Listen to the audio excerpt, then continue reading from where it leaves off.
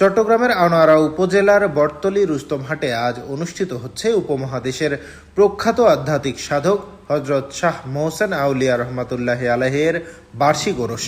ওরসকে ঘিরে মাজার প্রাঙ্গণ ও আশপাশের এলাকায় বিরাজ করছে উৎসবমুখর পরিবেশ। দেশের বিভিন্ন জেলা থেকে হাজারো ভক্ত আশেকান ইতোমধ্যে মাজারে সমবেত হয়েছেন, অংশ নিচ্ছেন ওরস উপলক্ষে আয়োজিত বিভিন্ন ধর্মীয় কর্মসূচিতে। কথা সারা বাংলাদেশের মধ্যে ওলিদের দরবারে যে একটা হাহাকার সৃষ্টি করছে তৌহিদি জনতা এক গ্রুপে, এই জন্য মানুষ আতঙ্কের মধ্যে ওলিয়ার দরবারে আসতে চায়। আমি থাকি বাইরে, আজকে আছে একটা মনে আশাতে সম্পূর্ণ হয়। আমি আল্লাহর ওলি 360 আউলিয়ার যেখানেই হোক না কেন অনুষ্ঠান, সেখানেই আমি ছুটে আসি। সে অনুসারে আজকে আমি ওখান থেকে ছুটে আসছি, ঢাকার থেকে। আমি তো পারিবারিক, তারপরে আমার আত্মীয় স্বজন যারা আছে, রোগ সব বালাবাসী বা নিজের যে অনুষ্ঠান সেইটা।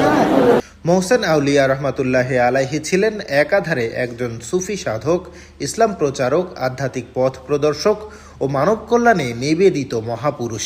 তিনি ধর্মীয় শিক্ষা, নৈতিক মূল্যবোধ ও সমাজসেবামূলক কর্মকাণ্ডের মাধ্যমে মানুষের হৃদয়ে স্থান করে নিয়েছিলেন। তাই আজও ভক্তরা তার অলৌকিক ঐতিহ্যকে শ্রদ্ধার সাথে স্মরণ করছেন। ধর্ম বর্ণ নির্বিশেষে সব ধর্মের মানুষ এবং সব মাযহাবের মানুষ এই সুফি সাধকের দরবারে আসেন, করেন শরীয়তসম্মত জিয়ারত, দোয়া, জিকির আজগার। এখানে এসে বলবেন, প্রত্যেকটা ভক্তরা এসে প্রত্যেক বছর এই বাবাজান কেবলার দরবারে এসে তাদের নেক নিয়ত মকসুদ পূর্ণ হয়।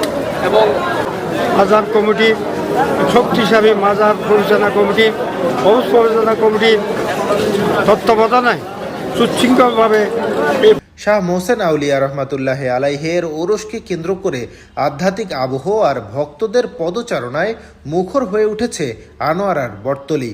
সৃষ্টি হয়েছে এক অনন্য ধর্মীয় ও সামাজিক মিলন মেলা।